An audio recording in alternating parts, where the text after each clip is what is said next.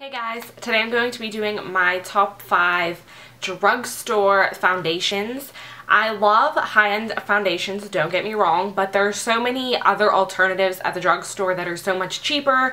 Most of the foundations that I own happen to be from the drugstore, and you know, I don't feel guilty about finishing a bottle if it's from the drugstore versus it being like $50 to $60 from Sephora or from MAC or, you know, from Clinique. I have a Clinique one.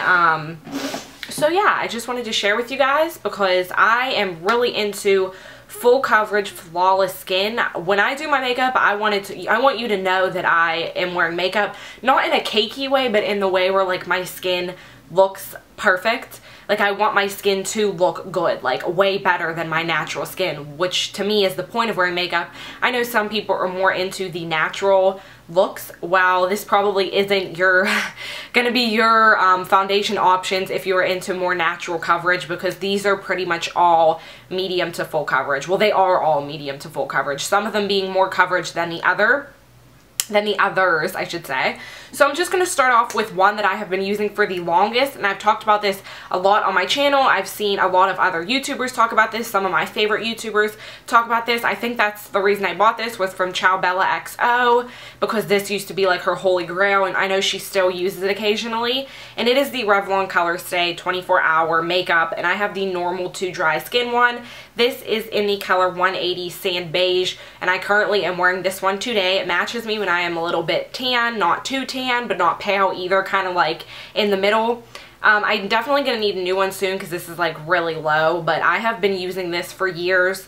2-3 years, I don't really remember, but I've repurchased it like 2 or 3 times as well, and I always go back to this. I'm always going to have one of these in my collection. It is very full coverage, it doesn't break me out, and it lasts all day. It does not break apart throughout the day. It lasts through sweating. It really is like a color stay. Like, it is going to stay on your skin like glue, but it's not sticky either, and it doesn't feel like wet or gross on your skin. It just feels natural and not too heavy, but it makes your skin look flawless. So I really have been loving this for a really long time, and I will continue to repurchase it as long as they make it.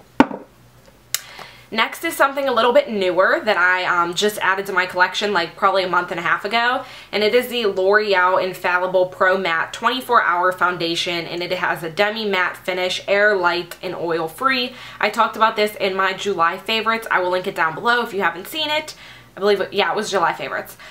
And I really like this too. It gives a really flawless finish. It's full coverage. I like that it's a squeeze, because then it's a lot more sanitary. At least I think. I just squeeze it on the back of my hand instead of having to like open the bottle every time you want to use it.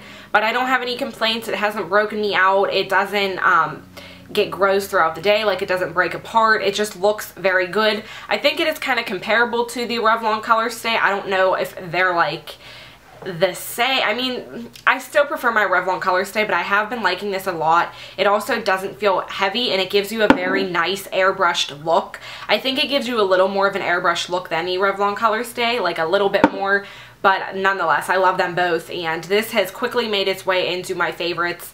I totally recommend it. I think it's like $11 or $12, and if you like full coverage, you will like this. It has been hyped up, and it is definitely worth the hype. Next, I have another one that is kind of really hyped up, and it is the L'Oreal True Match Super Blendable Makeup, and I have the Broad Spectrum SPF 17. I'm not sure if all of them are SPF, and I'm in the color Cool, or I'm a Cool Tone, because I know they have Cool, Warm, Neutral, I think, and I'm in the color Alablaster C1, and this is way too light for me right now, but I wear this all throughout the winter, and it is a fabulous foundation. I think it is so weird that it is so like lightweight, and you can even, I don't know if you can hear it shake in the bottle. Like, it's literally so lightweight, but it gives you such full coverage. Even when I pour it on my hand, like the other two, these two are a lot thicker when I put them on my hand to go onto my face. They're just really thick consistencies, but this is like a watery consistency, but it is still full coverage. It goes on, and it's a little runny, but once you like buff it in and you get it all in the places that you want, it does give you full coverage, and it lasts all day. It is another one, like, I don't have any complaints with it really, other than it being a little bit watery, but not that that's a bad thing.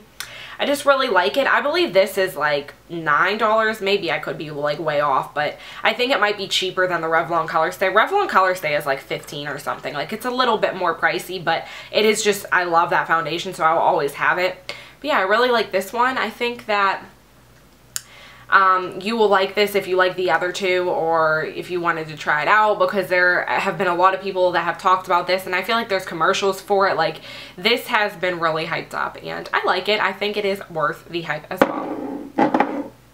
Okay, next I have something a little bit different, and it is the e.l.f. Acne Fighting Foundation. It has salicylic acid, witch hazel, camphor, tea tree, and aloe.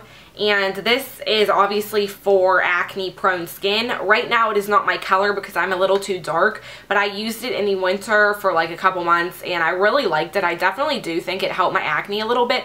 I'm not going to say it like did drastic changes, but it definitely, like, if I had a pimple, it wouldn't get any bigger while I was wearing this, which was a nice thing, because I know we all have had those days where we had a pimple and like in the morning when we did our makeup it was small, at the end of the day it's like huge. I feel like this helped to kind of like combat that if you did have a pimple. It is also full coverage. I think it's a little more buildable though. Like, you can kind of start off with a like one layer and build it up, because that's what I did. But yeah, it didn't break apart throughout the day. It didn't make me oily. It stayed put, which is what I like, and it is also like better for your skin. So I think this is a really good option if you do have acne prone skin. I would definitely try it out, because I was kind of hesitant at first, but I got it because it's really not that expensive at all. I want to say it's like $6 or $7, and I definitely 100% like it, and I'll probably repurchase it if I run out this winter. Just depends. But yeah, I think they should make more foundations like this that have like acne fighting ingredients, because I know it saves me a lot of like, not worrying, but like, I just feel like it has a good intentions. Like, it is a good intention filled product, so I like that, and I think more companies should do stuff like that. And then last but not least is the Fit Me Maybelline foundation, and this is the color 220 and it's SPF 18. This is like way too dark for me right now, if you can tell. I don't know how it like worked with me last summer, but I remember really liking it. It is also very thick. I don't think it's as thick as the Revlon Color Stay, but it's also not as thin as the True Match. But yeah, it gives you full coverage, it gives you flawless finish. I also have the powder. I liked the foundation a little bit more than the powder. But yeah, I thought it was really blendable, it was easy to work with, and it lasted all day. I like this one. It is definitely like one of the ones that I would repurchase. I was like waiting to be able to use it again, like get tan, but I just feel like, I guess I was so much darker last summer than I am this summer. I've been working a lot. I haven't had a lot of time to be outside tanning, so kind of disappointed. Maybe when I like fake bake a little bit more, I'll be able to use this again, or I'll just probably have to repurchase one that is a little bit like lighter, but we'll see. So yeah, I hope that was helpful for you guys, for people who are searching for foundation but don't want to spend all the money for a high-end one. I mean, I totally understand that. I love my high-end products, but it is nice to have drugstore alternatives, or just switch it up, because drugstore products a lot of the times are just as good as high-end products, and a lot of people don't really realize that.